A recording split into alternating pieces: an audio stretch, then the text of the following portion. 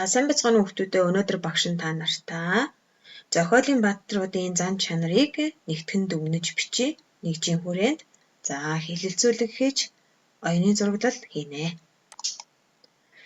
Хэлэлцүүлгийг хийхдээ дараах зарчмыг баримтлах ёстой. Өөрийнхөө бодлыг тайлбарлахдаа харилцаж байгаа хүнтэйгээ яриа өрнүүлнэ.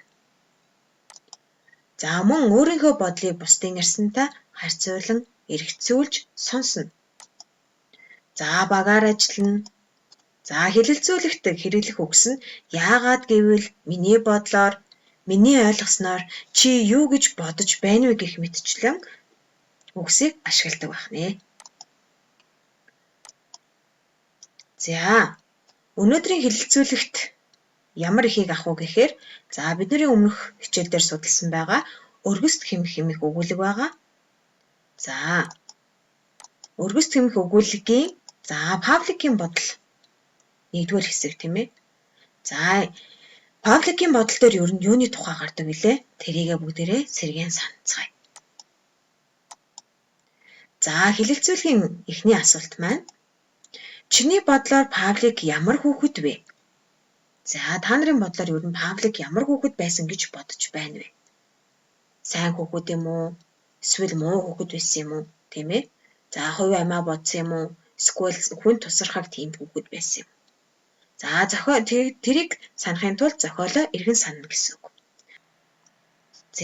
Энэхүү хэлэлцүүлэгт маань мөн 3 хүүхэд ирсэн байх нь. 3 сурагч маань Павликийг ямар хүүхэд вэ гэдгийг өөрсдийн бодлоо тайлбарлаж хэлсэн байх. Эхний сурагч маань. Эхний сурагч Павлик хэрэг хийсэн гэж зэмлүүлэхийг хүсээгүй. Ингэж дүгнсэн байх нь. Тэгвэл 2 дахь сурагч маань. Миний ойлгосноор болвол Павлик нь Коткагаас ах. Өвгнийг шүглдэхэд зугтаасан. Муу хүүхэд, тийм учраас муу хүүхэд гэж ойлгосон байх. Тэгвэл 3 дахь сурагч. Миний бодлоор болвол Павлик хүүхэд уруу татдаг, өөрөө хэрэгээс молторч хоцордог, шудраг бус хүүхэд гэж дүгнсэн байх. Тэгвэл энэ 3 хүүхэд маань гурвуулаа өөрийн гэсэн санаа бодлоо илэрхийлсэн байх. Цааш нь бүгдээрээ үргэлжлүүлье. Чи миний хүү биш хэсэгдэх ээжгүй хоёрын харилцан ярианаас Коткаг ямар хүүхэд гэж дүгнэж байгааг тайлбарлан ярина уу? Ярилцахдаа зохиолоос жишээд тараа гэсэн байна. Чи миний хүү биш. Энэ маань нөгөө өгүүлэлгийн маань 2 дахь хэсэг болж байгаа. Ээж хүүгийн харилцан ярианаас гарч ирж байна. Үүнээс дүгнэж хэлэх юм бол ээж яагаад чи миний хүү биш гэж зэмлсэн бол та нарын бодлоор юу гэж бодож байна? Миний бодлоор болвол мэдээж хэрэг хүүгээ муу үйл хийхээс урьдчилан сэргийлсэн байх. 2 янзын бодол хэсэгт Котка эдгээрийг сувг руу шидчихэд хөргөж өгсөн гэж хэлье гэж бодсон ч шидээгүй. Хэрвээ шидсэн болов зохиолч цааш нь юу гэж бичих байсан бол та нарын бодлоор юу гэж бодож байна?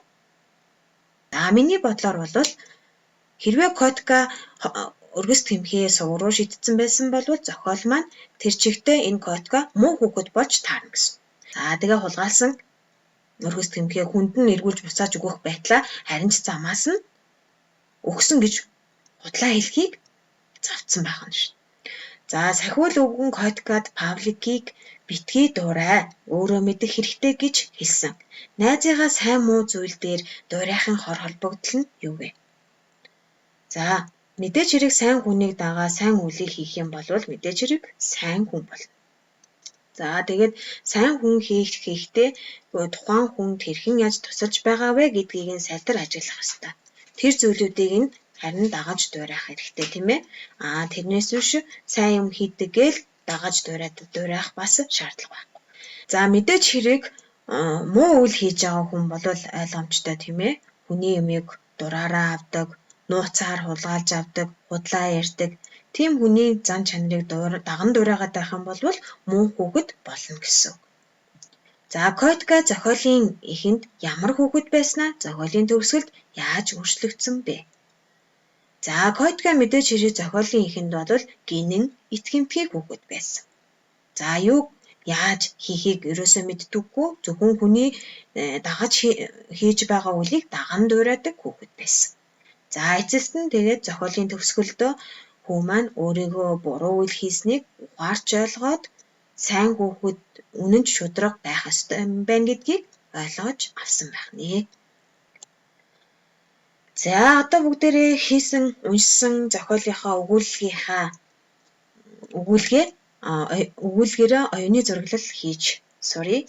За оюуны зураглал нь мэдээж хэрэг тодорхой ойлгомжтой байх ёстой. За оюуны зураглал гэж юу хэлэх вэ гэхээр за дор хаяж 3 өнгөөр өнгөөс бүтсэн байдаг. За 3 өнгөөс нэг осондоо салаалсан байдаг. За нэг төв цэгтэй байна. За мэдээж хэрэг харахад өнгө үзэмж нь маш гоё байх ёстой. За зураг тэмдэг код хэмжээсүүдийг ашигладаг. За ямар ч төрлийн өөрийн таних тэмдгийг таньж мэддэг тийм зурган тэмдэглээнүүдийг хийж болно гэсэн үг. За тэгээд түлхүүр үгнүүдийг сонгон жижиг том үсгийг хэрэглэж болно. За мөн үг зураг бүр нь өөрийн шугамн дээрээ байрлсан байдаг. За шугам нь төв зурагнаас эхлэн холбогдсон байдаг. За төвийн шугамнууд нь төвөөс эхлээд илүү зузаан байна. За цаашлаад илүү зузаанаасаа цаашлаад цацрах тусмаа нарийнхан болж цацардаг байна. За шатлан цацарсан дэс дараасан шугам мөчрүүдийг нэгтгэн дүрсэлсэн бүрдүүчийг ашиглах ёстой байх нэ. За дараах оюуны зураглалын үгсийг нөхөөд Койтгагийн зан чанарт зохиолын бааtruуд яаж нөлөөлсийг дүүнэн яриарай гэсэн байна. За гол дүрийн баатар маань Койтга. За нэг осондоо төв цэгнэ гэсэн.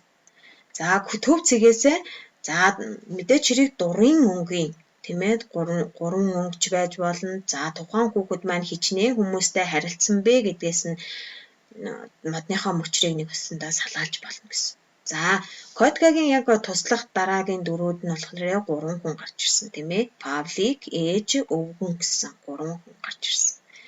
За тэгвэл энэ 3 хүн Койтгад хэрхэн яаж нөлөөлсөн бэ гэдгийг бүгдээрээ энэ оюуны зураглалын энэ цэглэсэн байгаа дээр нөхөж чий. За эхлээд бүгдээрээ ээжийн хийсэн гаргасан үйлүүдийн хүүд хэрхэн яаж нөлөөлсөн нөлөөллийг нь уншиж нөхөж танилцуулъя. За ээж маань мэдээж хэрэг Койтгад эхлээд мэдээж хэрэг Койтга ээжтэй хулгайлсан өргөс тэмхээ үзүүлж харуулсан байна. За энэ ээж нь тэгээ түүнд энэ хулгайлсан байна гэдгийг нь мэдээд ээж маань буцаахыг шаардсан байна. За тэгээд буцаахтаа нөгөө халаасанд нь байсан өргөс тэмхийг нь тэр чигт нь эргүүлээд аваачиж өгөө гэж ээж нь хэлсэн байгаа. Хэрвээ чи энийг аваачиж өгөхгүй бол миний хүү биш шүү гэж ээж нь загнаж гомдолж өгсөн байгаа. За дараа нь Павлик. За Павликийн мэдээж хэрэг хамгийн ихэнд гарсан хүү байгаа тийм ээ. За Павлик Койтгад хэрхэн яаж нөлөөлсөн бэ? За мэдээж хэрэг энэ хоёр хүү маань эхлээд голын ирэг дээр очиж загас барихаар явсан. За тэгтэл загас баригдсан уу? Баригдаагүй. За тэгээд ингээд бодож байснаа загас баригдахгүй юм байна гэж бодоод дараагийн алхамд нь Павлик Койтга хоёр маань тэнд нэрээ ногооны талбай байгаа гэдгийг мэдсэн. За тэгээд тэр ногооны талбайд тэгээ яасан бэ гэхлээр хоёр хүү маань ногооны талбайгаас өргөс тэмхийг хулгайлсан байна. Ингээд өвгөн араас нь шүглдсэн. За тэгээ шүглдэхт нь хоёр хүү маань хоёлаа эргэж хараагүй. За тэгээд эцэс сүлд нь би ийм зүйлийг хийсэн ингээд өвгөнд бүх зүйл учир начраа хэлээд ухаарсан гэдгээ ойлгоод өвгөнд өргөс тэмхийг авчиж өгсөн байгаа. За тэрийг нь өвгөн ойлгоод за дахиж битгий ийм үйлийг хийгээрээ битгий хүнийг дахиж дуурайгаарай гэж хэлсэн байгаа тийм ээ. За тэгээ түүний дагуу Койтга маань маш их гэмшсэн.